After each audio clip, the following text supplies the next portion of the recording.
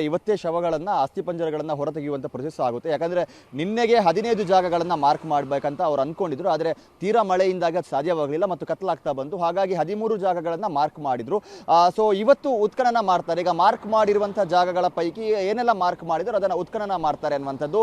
ಈಗ ನಾನು ಅದೇ ಸ್ಪಾಟ್ ಅಲ್ಲಿ ಇದ್ದೀನಿ. ಧರ್ಮಸ್ಥಳ ನೇತ್ರಾವತಿ ಸೇತುವೆ ಏನಿದೆ ಇಲ್ಲಿಂದ ಅನಾಮಿಕ ಅಂದ್ರೆ ಸಾರ್ವಜನಿಕರಿಗೆ ಕಾಣುವ ರೀತಿಯಲ್ಲಿ ಮಾರ್ಕ್ ಮಾಡ್ತಾ ಹೋಗಿರುವಂಥದ್ದು. ಸೀರಿಯಲ್ ನಂಬರ್ 8 ಇಂದ ಹಿಡಿದು ಸೀರಿಯಲ್ ನಂಬರ್ 12ರವರೆಗೂ ಅಂದ್ರೆ 13 ಜಾಗಗಳನ್ನ ಮಾರ್ಕ್ ಮಾಡಿದ್ರೆ ಈ ಹೆದ್ದಾರಿಯ ಬದಿಯಲ್ಲೇ ಈಗ ಇರುವಂತಹ ಜಾಗ ಸೀರಿಯಲ್ ನಂಬರ್ 8 ಆಗಿರ್ಬೋದು, serial number 9, serial number 10, serial number 11, serial number 12 ಅಂದ್ರೆ 5 ಜಾಗಗಳು ಹೆದ್ದಾರಿಯಲ್ಲಿದೆ ಮತ್ತು ಸರತಿ ಸಾಲಿನಲ್ಲಿ ಇದೆ ಅಂತಾನು ಹೇಳ್ಬೋದು. ಸೊ ಇಲ್ಲಿ ಈಗಾಗಲೇ ಮಾರ್ಕ್ ಮಾಡಲಾಗಿದೆ. ಒಂದು ಕಡೆಯಿಂದ ANF ಬಿಗಿ ಭದ್ರತೆ ಕೂಡ ಇದೆ. ನಿನ್ನೆ ಯಾವಾಗ ಮಾರ್ಕಿಂಗ್ ಆಯಿತೋ ಮಾರ್ಕಿಂಗ್ ಆದ ಬೆನ್ನಲ್ಲೇ ANF ಶಸ್ತ್ರಸಜ್ಜಿತ ANF ಅವರು ಇದಕ್ಕೆ ಸೆಕ್ಯೂರಿಟಿಯನ್ನ ಕೊಡ್ತಾರೆ. ಆಂಟಿ ನಕ್ಸಲ್ ಫೋರ್ಸ್ ಏನು ಇತ್ತು, ಆಂಟಿ ನಕ್ಸಲ್ ಫೋರ್ಸ್ನ ಸಿಬ್ಬಂದಿಗಳೇ ಇದಕ್ಕೆ ಶಸ್ತ್ರಸಜ್ಜಿತವಾಗಿ ಕೈಯಲ್ಲಿ AK-47 ಗನ್ನನ್ನು ಹಿಡ್ಕೊಂಡು ಅವರು ಭದ್ರತೆಯನ್ನು ರಾತ್ರಿ ಇಡೀ ಕೊಟ್ಟಿದ್ರು. ನಿನ್ನೆ ರಾತ್ರಿಯಿಂದಲೂ ಕೂಡ ಈ ಥರ ಭದ್ರತೆಯನ್ನು ನಿಯೋಜನೆ ಮಾಡಲಾಗಿತ್ತು. ಎಲ್ಲ ಸ್ಪಾಟ್ಗಳಿಗೂ ಕೂಡ ಪ್ರತಿ ಸೀರಿಯಲ್ ನಂಬರ್ ಇರುವಂಥ ಸ್ಪಾಟ್ಗಳಿಗೆ ಇದೇ ಥರ ಮತ್ತು ಕಾಡಿನ ಎಂಟ್ರಿ ಮತ್ತು ಎಕ್ಸಿಟ್ಗೆ ಯಾರು ಹೋಗ್ತಾರೆ, ಯಾರು ಬರ್ತಾರೆ, ಯಾರು ಹೋಗಬಾರ್ದು ಆ ರೀತಿ ಭದ್ರತೆಯನ್ನು ನೀಡಲಾಗಿದೆ. ಸೊ ಈಗ ನೀವು ಕೂಡ ಒಂದು ದೃಶ್ಯದಲ್ಲಿ ನೋಡ್ತಾ ಇದ್ದೀರಾ. ಇದು ಸೀರಿಯಲ್ ನಂಬರ್ 9 ಸ್ಪಷ್ಟವಾಗಿ ಕಾಣಿಸ್ತಾ ಇಲ್ಲ. ಇದು 9ನೇ ಶವ ಹೂತಿಟ್ಟಿರುವಂತಹ ಜಾಗ. ಇದೇ ಮಾದರಿಯಲ್ಲಿ ಇದೇ ರಹದಾರಿಯ ಪಕ್ಕದಲ್ಲೇ ಇರುವಂಥದ್ದು ಸಾಕಷ್ಟು ಜಾಗಗಳು. ಸೊ ಇವತ್ತಿನ ಉತ್ಖನನದ ಪ್ರೊಸೆಸ್ ಈಗಾಗಲೇ ಸ್ಥಳೀಯ ಗ್ರಾಮ ಪಂಚಾಯಿತಿಗೆ ಮಾಹಿತಿಯನ್ನು ನೀಡಲಾಗಿದೆ. ಸುಮಾರು 12 ಜನ ಸಿಬ್ಬಂದಿಗಳನ್ನ ಕೂಡ ಈಗ ನಿಯೋಜನೆ ಮಾಡಿದ್ದಾರೆ. ಅಂದ್ರೆ ಅಗಿಯುವಂತ ಪ್ರೊಸೆಸ್ಗೆ ಸಂಬಂಧಪಟ್ಟ ಹಾಗೆ. ಆದರೆ ಅಗಿಯುವಂತ ಪ್ರೊಸೆಸ್ ಆಗಬೇಕು ಅಂತ ಹೇಳಿದ ಸಂದರ್ಭ SIT ಅಂದ್ರೆ ಮ್ಯಾಜಿಸ್ಟ್ರೇಟ್ AC ಇರಲೇಬೇಕಾಗುತ್ತೆ. ಸೊ AC ಅವರ ನೇತೃತ್ವದಲ್ಲೇ ಅಗಿಯುವಂತ ಉತ್ಖನನದ ಪ್ರೊಸೆಸ್ ಸ್ಟಾರ್ಟ್ ಆಗುತ್ತೆ. ಸಮಾಧಿಯನ್ನ ಹೊರತೆಗೆಯುವಂತ ಪ್ರೊಸೆಸ್. ಸೊ ಅಷ್ಟೆಲ್ಲ ಏನು AC ಇದ್ದಾರೆ, ಇವರ ಉಪಸ್ಥಿತಿ ಬೇಕಾಗುತ್ತೆ. ಸೊ ಅವರ ಬರುವಿಕೆಗಾಗಿ ಈಗ ಕಾಯ್ತಾ ಇರುವಂಥದ್ದು. ಅನಾಮಿಕ ವ್ಯಕ್ತಿ ಕೂಡ ಇನ್ನೂ ಬಂದಿಲ್ಲ. ಸೊ ಇನ್ನೇನು ಕೆಲವೇ ಕ್ಷಣಗಳಲ್ಲಿ ಆ ಉತ್ಖನನದ ಪ್ರೊಸೆಸ್ ಕೂಡ ನಡೆಯುತ್ತೆ. ಮತ್ತು ಇವತ್ತು ಸ್ಥಳ ಮಹಜರು ಅಂದರೆ ಆತ ಬೇರೆ ಬೇರೆ ಜಾಗಗಳನ್ನು ಏನು ಹೂತಿದಾನೋ ಆ ಜಾಗವನ್ನು ತೋರಿಸುವಂಥ ಪ್ರಕ್ರಿಯೆಗಳು ಕೂಡ ಇವತ್ತು ಇದರ ಜೊತೆಗೆ ನಡೆಯುತ್ತೆ ಅನ್ನುವಂಥ ಮಾಹಿತಿ ಇದೆ. ಯಾಕಂದರೆ ಉತ್ಖನನ ಆಗುವಂಥ ಸಂದರ್ಭದಲ್ಲಿ ಆತ ಆ ಜಾಗದಲ್ಲಿ ಇರಬೇಕು ಅಂತ ಏನು ರೂಲ್ಸ್ ಇಲ್ಲ. ಯಾಕಂದರೆ ಆತನ ಸಮಕ್ಷಮದಲ್ಲೇ ನಿನ್ನೆ ಮಾರ್ಕಿಂಗ್ ಆಗಿದೆ, ಸೀನ್ ಆಫ್ ಕ್ರೈಮ್ ಮಾಡಲಾಗಿದೆ, ಅದಕ್ಕೆ ಭದ್ರತೆಯನ್ನು ಒದಗಿಸಲಾಗಿದೆ. ಅದು ಕೂಡ ಪೊಲೀಸ್ ಸಿಬ್ಬಂದಿ ಅಲ್ಲ ANF ಸಿಬ್ಬಂದಿಯನ್ನು ಭದ್ರತೆಗೆ ನಿಯೋಜನೆ ಮಾಡಿರುವಂಥದ್ದು. ಹಾಗಾಗಿ ಒಂದು ಮಾದರಿಯಲ್ಲಿ ಕಮಾಂಡೋ ಮಾದರಿಯ ಒಂದು ಭದ್ರತೆಯನ್ನು ಇಲ್ಲಿಗೆ ಒದಗಿಸಿರುವಂಥದ್ದನ್ನು ನಾವು ಗಮನಿಸ್ತಾ ಹೋಗ್ಬೋದು. ಹಾಗಾಗಿ ರಾತ್ರಿ ಇಡೀ ಆ ಭದ್ರತೆಯ ಬಳಿಕ ಇವತ್ತಿನ ಆತನ ಉಪಸ್ಥಿತಿ ಬೇಡ ಅನ್ನುವಂಥದ್ದು. ಆತ ಬೇರೆ ಬೇರೆ ಜಾಗಗಳಲ್ಲಿ ಮಹಜರು ಮಾಡುವಂಥ ಪ್ರಕ್ರಿಯೆಗಳು ಅಥವಾ ಇತರೆ ಜಾಗಗಳನ್ನು ತೋರಿಸುವಂಥ ಸಾಧ್ಯತೆಗಳು ಕೂಡ ಇದೆ. ಸೊ ಅಧಿಕಾರಿಗಳು ನಿನ್ನೆ 15 ಪಾಯಿಂಟ್ಗಳನ್ನು ಗಮನಿಸಿ 15 ಜಾಗಗಳನ್ನು ಮಾರ್ಕ್ ಮಾಡಿ ಅಲ್ಲಿಗೆ ಎಂಡ್ ಮಾಡಿ ಉತ್ಖನನ ಮಾಡಿ ಮುಂದಕ್ಕೆ ಏನಾದರೂ ಸೂಕ್ತ ದಾಖಲೆಗಳು ಸಿಕ್ಕಿದ್ರೆ ಅದನ್ನು ಮುಂದುವರಿಸುವ ಅನ್ನುವಂಥ ರೀತಿಯಲ್ಲಿ ಇದ್ದಾರೆ ಅನ್ನುವಂಥ ಮಾಹಿತಿ ಇದೆ. ಸೊ ಇವತ್ತು 2 ಜಾಗಗಳನ್ನು ಮಾರ್ಕ್ ಮಾಡೋದಕ್ಕೂ ಕೂಡ ಬಾಕಿ ಇರುವಂಥದ್ದು. ಸೊ ಈಗ ನಾವು ಏನು ನೋಡ್ತಾ ಇದ್ದೀವೋ ಇದು 10ನೇ ಜಾಗ ಇದು ನಾವು ನೋಡ್ತಾ ಇರುವಂತಹ ಜಾಗ 10ನೇ ಮಾರ್ಕಿಂಗ್ ಮಾಡಿರುವಂತಹ ಜಾಗ. ಸೊ ಇದು ಎಲ್ಲವೂ ಕೂಡ ನೇತ್ರಾವತಿ ಸ್ನಾನಘಟ್ಟದ ಆಸುಪಾಸಿನಲ್ಲೇ ಇದೆ.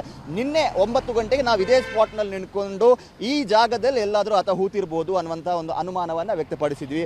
ಅದಕ್ಕೆ ಪೂರಕವಾಗಿ ಒಂದು ಅಚ್ಚರಿಯ ಬೆಳವಣಿಗೆ ಇದು. ಯಾಕಂದರೆ ಏನು ನಾವು ಕಾಡುಗಳು ಇದಾಗಿರಬಹುದು ಅನ್ನುವಂಥ ರೀತಿ ಅನುಮಾನವನ್ನು ವ್ಯಕ್ತಪಡಿಸಿದ್ವಿ. ಅಂದರೆ ಅದಕ್ಕೊಂದು ಕಾರಣ ಕೂಡ ಆಯಿತು.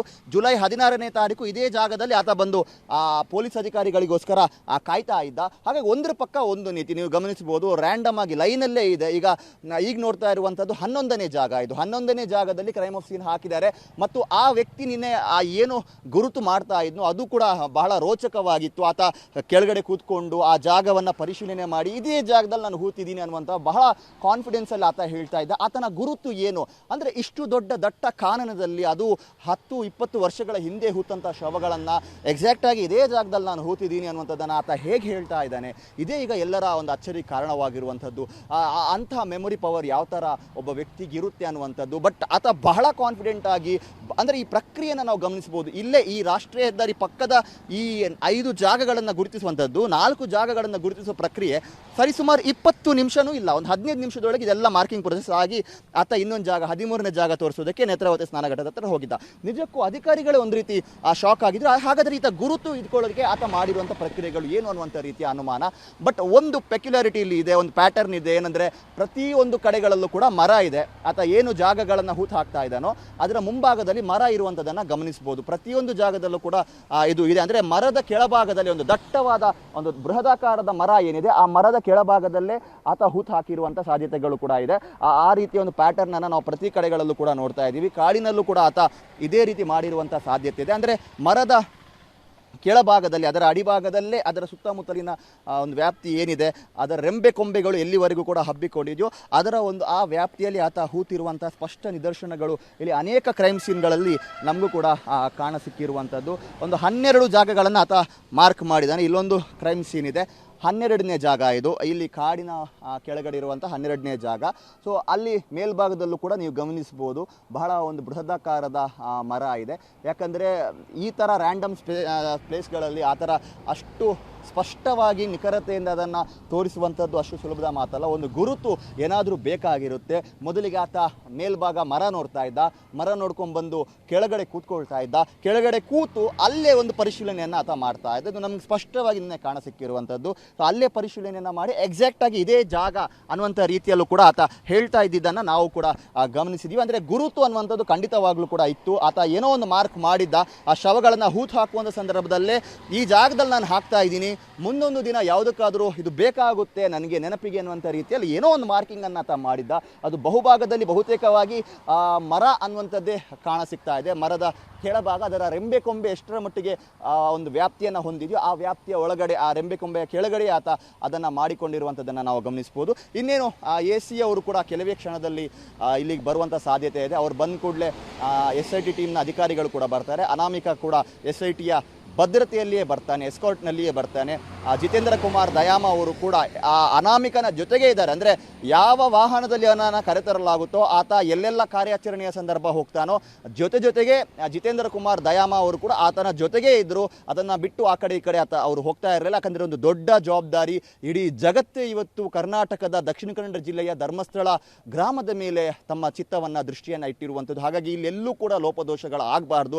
ಅಧಿಕಾರಿಗಳು ಎಡವಿದ್ರು, ಕರ್ಕೊಂಡು ಹೋಗೋದ್ರಿಂದ ಹಿಡಿದು ವಾಪಸ್ ವಾಹನದಲ್ಲಿ ಕೂರಿಸುವವರೆಗೂ ಕೂಡ ಎಲ್ಲೂ ಅಧಿಕಾರಿಗಳ ಲೋಪದೋಷ ಆಯಿತು ಅನ್ನುವಂಥ ರೀತಿಯಲ್ಲಿ ಆಗಬಾರ್ದು, ಪ್ರೋಟೋಕಾಲ್ ಮಿಸ್ ಆಯಿತು ಅನ್ನುವಂಥ ರೀತಿಯ ಯಾವುದೇ ಮಾತುಗಳು ಬರಬಾರ್ದು ಅನ್ನೋ ಕಾರಣಕ್ಕೋಸ್ಕರ ಬಿಗಿ ಭದ್ರತೆಯನ್ನು ಆತನಿಗೆ ನಿಯೋಜನೆ ಮಾಡಲಾಗಿದೆ. ಸೊ ಆತನ ಜೊತೆಗೆ ಒಂದು ಕಮಾಂಡೋಗಳು ಕೂಡ ಇದ್ದಾರೆ ಆತನಿಗೆ ಭದ್ರತೆಯನ್ನು ನೀಡೋದಕ್ಕೆ. ಇನ್ನೇನು ಅನಾಮಿಕ SIT ಅಧಿಕಾರಿಗಳು ಇಲ್ಲಿಗೆ ಬಂದ ಕೂಡಲೇ, ಪುತ್ತೂರಿನ AC ಅವರು ಬಂದ ಕೂಡಲೇ ಕೆಲವೇ ಕ್ಷಣಗಳಲ್ಲಿ ಉತ್ಖನನದ ಪ್ರೊಸೆಸ್ ಆರಂಭವಾಗುತ್ತೆ. ಈಗಾಗಲೇ ಧರ್ಮಸ್ಥಳ ಗ್ರಾಮ ಪಂಚಾಯಿತಿಗೆ ಒಂದು ಸೂಚನೆಯನ್ನು ಕೂಡ SIT ಅಧಿಕಾರಿಗಳು ನೀಡಿದ್ದಾರೆ. ಸಮಾಧಿಯನ್ನು ಅಗಿಯುವಂಥ ತಂಡ, ನುರಿತರು ಯಾರಿದ್ದಾರೋ ಸಿಬ್ಬಂದಿಗಳು, ಅವ್ರನ್ನ ರೆಡಿ ಮಾಡಿ ಇಟ್ಕೊಳ್ಳಿ, ಕಾರ್ಮಿಕರನ್ನ ರೆಡಿ ಮಾಡಿ ಇಟ್ಕೊಳ್ಳಿ ಅನ್ನೋಂಥ ರೀತಿಯಲ್ಲಿ ಅವರು ಕೂಡ ಈಗಾಗಲೇ ಧರ್ಮಸ್ಥಳ ಪೊಲೀಸ್ ಠಾಣೆಯತ್ತ ಬಂದಿದ್ದಾರೆ, ಅಲ್ಲಿ ಸ್ಟೇಷನ್ಡ್ ಆಗಿದ್ದಾರೆ. ಇನ್ನೆಲ್ಲ ಮ್ಯಾಜಿಸ್ಟ್ರೇಟ್ ಬಂದ ಕೂಡಲೇ, AC ಅವ್ರು ಬಂದ ಕೂಡಲೇ ಈಗ ಈ ಉತ್ಖನನದ ಪ್ರೊಸೆಸ್